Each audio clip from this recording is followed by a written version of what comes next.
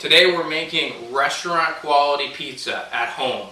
After high school, I spent several years in the restaurant business managing Italian restaurants, and I've literally made thousands of pizzas. So I want to show you some of the techniques that you can use at home to make that great restaurant quality pizza any night of the week. So to make your restaurant quality pizza, you're going to need a few tools. One, you're going to need a pizza stone. This is going to heat up with your oven to about 500 degrees, depending on how hot your oven can get. And this is going to really cook the pizza from the bottom up and give you that really nice crunchy crust that you get when you order from a pizza restaurant. You're going to need a pizza peel. This is going to allow you to easily put the pizza in the oven and take the pizza out. And I'm going to show you more about that when we talk about the technique. You're going to need what I call a spoodle. It's really just a ladle that's bent flat. You can get one of these. You can get an actual ladle that's low cost at Walmart, $2 or $5, and actually just bend it flat yourself. And this is going to make for painting the pizza very easy. Obviously, you're going to want to have a pizza cutter. This is for obviously cutting the pizza. No surprise there. And if you have a good set of oven mitts, you're going to want these so that you don't burn yourself. So let's talk about the pizza dough. This here is actually dough that I bought from a local pizza restaurant. There's nothing wrong with going in and buying, some of your ingredients. Here in Houston, at sometimes during the year, it's very difficult to make pizza dough because with the humidity, it doesn't rise well. It's also hard on occasion to get the gluten content in dough right, which allows you to really stretch the dough out so that it's not tearing easily. You're also going to need semolina, extremely important. A lot of people will use cornmeal. Cornmeal has a very distinctive flavor, where semolina has almost no flavor. And what this is going to allow you to do is coat the dough with semolina, and then it's going to allow you to pound out the dough so that it doesn't stick to the surface that you're using. So now we're ready to actually pound out our pizza dough and make a pizza. So I've already got the stone in the oven, and it's already at about 500 degrees. So you want to take the time to let the stone come to temperature. You also want your pizza dough to be at about 60 degrees, about room temperature, so that you don't get a lot of bubbles when it cooks in the oven. So we're going to take the pizza dough, and we're going to put it into your semolina, and we're going to turn it and coat the entire dough ball. We're going to take a handful of semolina and we're going to put it down onto the area that we're going to pound out the dough. Here we have the top of the dough ball. This is going to become the bottom of your pizza. So we're going to flip it over. We're going to take our thumbs and our forefingers and we're going to work around the dough, pinching it. And what this is doing is this is creating what will become our pizza crust. So we go all the way around. You want to let the dough come to 60 degrees because if you don't, the cold dough will cause a lot of bubbles in your oven. So we're going to press out any air, just kind of press it straight down. And now we're going to actually start pounding out the pizza. So depending if you're left-handed or right-handed, you're going to do this differently. I'm right-handed, but I actually pound left-handed. So just do whatever feels comfortable to you. So you're going to start, and I take my hand and I'm kind of going to dig it into the crust here. Take my other hand, I'm going to pull the dough. So what I'm doing is I'm kind of pressing my fingers in and then turning it with my left hand and kind of press and pull. Press and pull.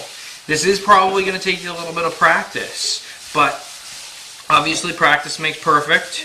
And you're going to kind of keep going, and your dough the crust is getting thinner and thinner, and that's just good. And then you're going to kind of just drag the dough across your fingers at the top. If you tear the dough, no problem. You're just going to pull the dough back over itself and push it down and repair it yourself. Don't worry about tearing the dough. If your dough is tearing very easily, it's probably because you don't have a high gluten dough. The gluten in the dough allows it to be stretchy. And without that gluten content, it is going to tear easily. So in many cases, if you buy a good dough from a restaurant, you're not going to have that problem. If you make your own dough, make sure that you get a high gluten flour to make sure that you have nice stretchy dough.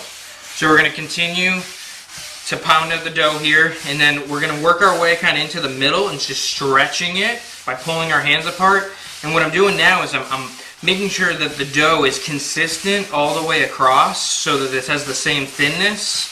I'm going to work the crust a little bit, and I'm just continuing to spin the dough and pull the dough across my fingertips and just continue to stretch it out. And then I'm going to pull even more as it gets bigger, and it's kind of a slow process.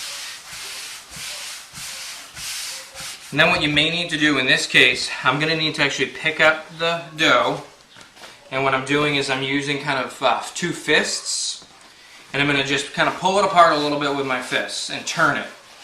Pull and turn, and stretching out the dough. And so there you have your dough. It's ready. It's ready to be made into a perfect pizza. I'm just going to get it a little thinner. So I've got my pizza stone in the oven. So I'm going to pull that out. You're going to be very careful because that pizza stone is about 500 degrees. So I've got my peel. I've got an oven mitt on.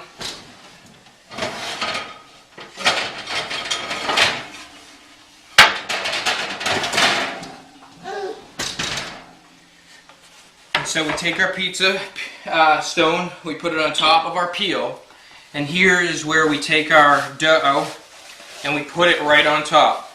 So what's going to happen is your dough is going to actually start cooking as soon as you place it on here. You're going to kind of stretch it out, being careful not to burn yourself, so that it's the same shape as the stone, a nice circle.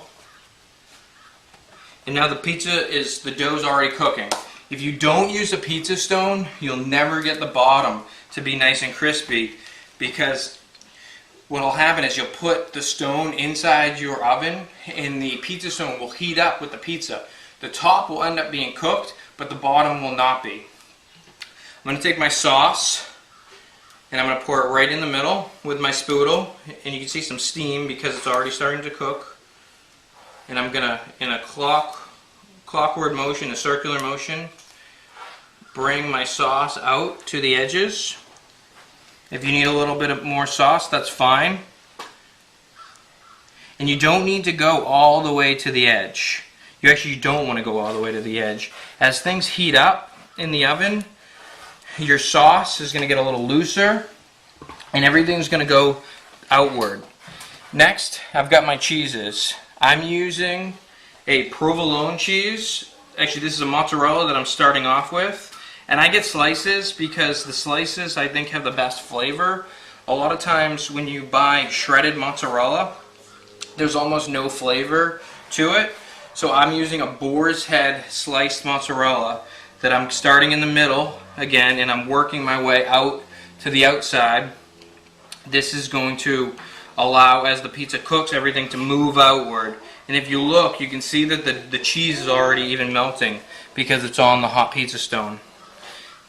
Next, I've got a boar's head provolone that I'm working with, that I'm placing on. I'm actually going to end up using 4 different cheeses. And then I've got just a Kraft sharp cheddar. And we're going to take this and we're going to make sure we get all the way to the edge. And then in the middle. Going to kind of clean it up a little bit around the outside. I'm going to take a little bit of pecorino romano, just sprinkle over the top. And then we're going to sprinkle with a little bit of oregano. So we're going to take this, we're going to put it back in the oven. We're going to slide it off the pizza peel. We're going to kind of just let it slide off right into our 500 degree oven. We're going to close it and we're going to put on a timer for 8 minutes. In about 8 minutes, we're going to be enjoying restaurant quality pizza at home. So here we're taking out, 8 minutes later, we're taking out our beautiful restaurant quality pizza made right here at home. You can take a fork and you can just pop the bubbles, and you can actually kind of, as it goes along, watch and just make sure that if you do, you can kind of pull some of the cheese in a little bit if you need to. And there you have it. A beautiful pizza that's nice and crispy, not only around the edge, but on the underside of the pizza. As you can see how nice and perfectly cooked the bottom of the pizza is.